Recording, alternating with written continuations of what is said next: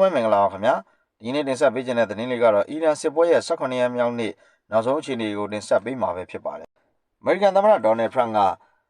အခြေအနေတွေဟာငါတို့ဖြစ်ချင်တဲ့လောက်ကောင်းမလာသေးတဲ့အတွက်အီရန်ဘက်ကနေအပြစ်ခတ်ရက်စဲဖို့စတင်ဆွေးနွေးမယ်လို့ပြောခဲ့ရင်တော့ဒို့ဘက်ကအခုထိအပေးယူလုပ်ဖို့အစဉ်သင့်မဖြစ်သေးဘူးလို့ပြောဆိုထားတယ်လို့သိရပါတယ်ဒါအပြင်အီရန်ခေါင်းဆောင်တဲ့မိုဂျာတာဘာဟာအသက်ရှင်နေသေးရဲ့လားလို့တော့ထရန့်ကမိန့်ခွန်းထုတ်ထားတယ်လို့သိရပါတယ်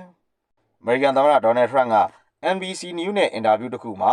ရေနံတင်သွင်းသင်္ဘောတွေသွားလာနိုင်ဖို့အီရန်ကမ်းရိုးတန်းမြောက်ပိုင်း Hormuz ကိုအပြင်းထန်တိုက်ခိုက်သွားမယ်လို့ထရန့်ကကြေညာထားပါတယ်။ဒါအပြင်ဒီ Hormuz ရေလက်ကြားကိုဖွင့်ပေးဖို့အတွက်လမ်းစာမရှိခဲ့ဘူးဆိုရင်အီရန်ရဲ့အဓိကရေနံတင်ပို့ရာကျွန်းဖြစ်တဲ့ Kong Island ကိုအပျော်တက်တက်နဲ့ကိုဘုံကျဲပစ်အောင်မယ်လို့တင်းမာစွာပြောဆိုလိုက်ပါတယ်။ဒါအပြင်အမေရိကန်သမ္မတဒေါ်နယ်ထရန့်က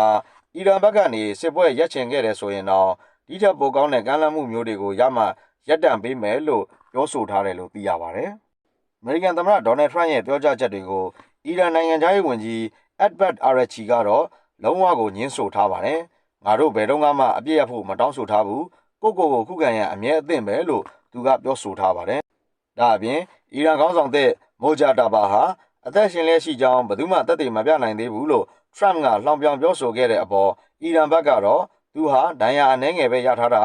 သူဟာအခုချိန်ထိတက်ရှင်ထင်ရှားရှိနေသေးတယ်ငါတို့ရဲ့ခေါင်းဆောင်လုံးဝမတည်သေးဘူးလို့အတိအလင်းပြောဆိုထားတယ်လို့သိရပါတယ်